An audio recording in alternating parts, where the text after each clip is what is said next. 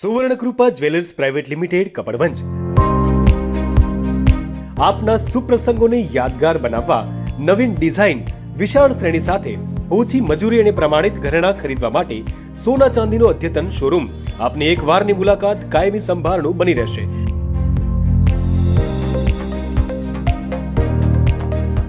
તો અવશ્ય પધારો Suvarnakrupa jewellers private limited, Meena બજાર, કપડવંજ। અમારો સંપર્ક છે 91 691 69 140। અરવલ્લીમાં બાયડ તાલુકા કક્ષાના 79માં સ્વાતંત્ર્ય પર્વની બોરડી પ્રાથમિક શાળા ખાતે ઉજવણી કરાઈ।